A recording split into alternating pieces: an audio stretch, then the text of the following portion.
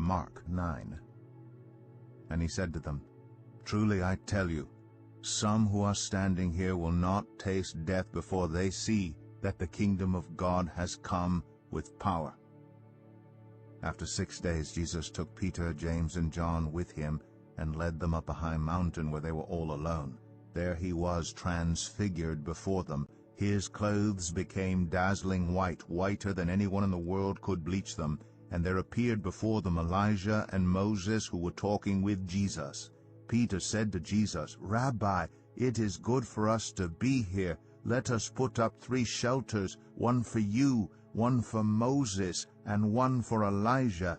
He did not know what to say. They were so frightened.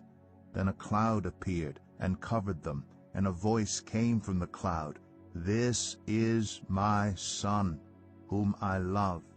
Listen to him." Suddenly, when they looked around, they no longer saw anyone with them except Jesus. As they were coming down the mountain, Jesus gave them orders not to tell anyone what they had seen until the Son of Man had risen from the dead. They kept the matter to themselves, discussing what rising from the dead meant.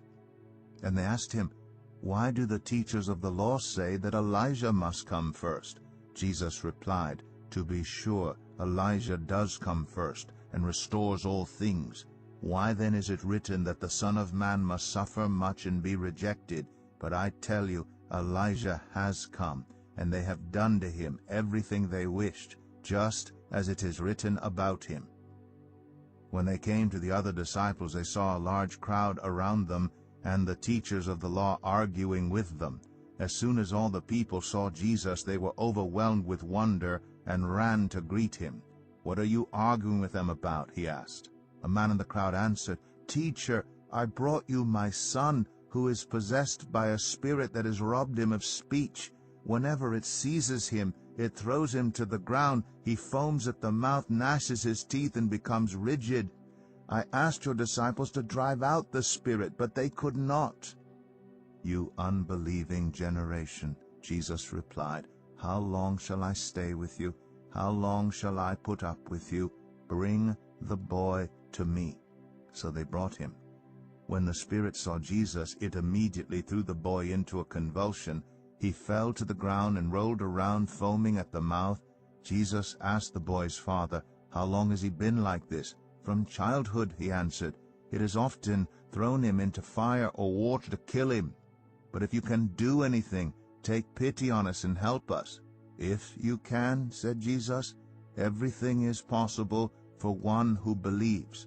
Immediately the boy's father exclaimed, "I do believe. Help me overcome my unbelief." When Jesus saw that a crowd was running to the scene, he rebuked the impure spirit. "You deaf and mute spirit," he said, "I command you, come out of him and never enter him again." The spirit shrieked, convulsed him violently, and came out. The boy looked so much like a corpse that many said, "He's dead." But Jesus took him by the hand and lifted him to his feet, and he stood up. After Jesus had gone indoors, his disciples asked him privately, "Why couldn't we drive it out?" He replied, "This kind can come out only by prayer." They left that place and passed through Galilee. Jesus did not want anyone to know where they were because he was teaching his disciples.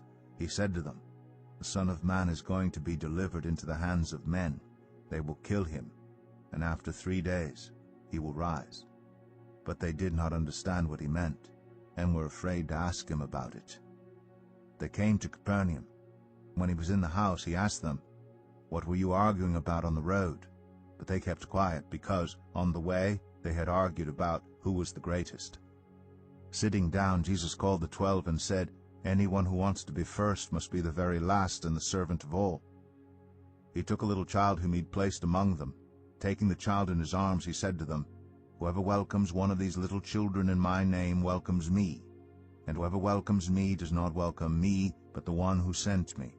"Teacher," said John, "we saw someone driving out demons in your name, and we told him to stop because he was not one of us."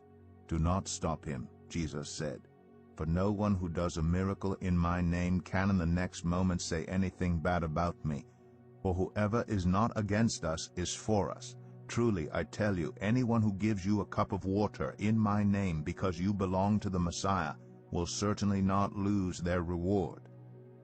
If anyone causes one of these little ones, those who believe in me, to stumble, it would be better for them if a large millstone were hung around their neck and they were thrown into the sea. If your hand causes you to stumble, cut it off. It is better for you to enter life maimed than with 2 hands to go into hell, where the fire never goes out. And if your foot causes you to stumble, cut it off. It is better for you to enter life crippled than to have 2 feet and be thrown into hell. And if your eye causes you to stumble, pluck it out. It is better for you to enter the kingdom of God with 1 eye than to have 2 eyes and be thrown into hell, where the worms that eat them do not die, and the fire is not quenched. Everyone will be salted with fire. Salt is good, but if it loses its saltiness, how can you make it salty again? Have salt among yourselves, and be at peace with each other.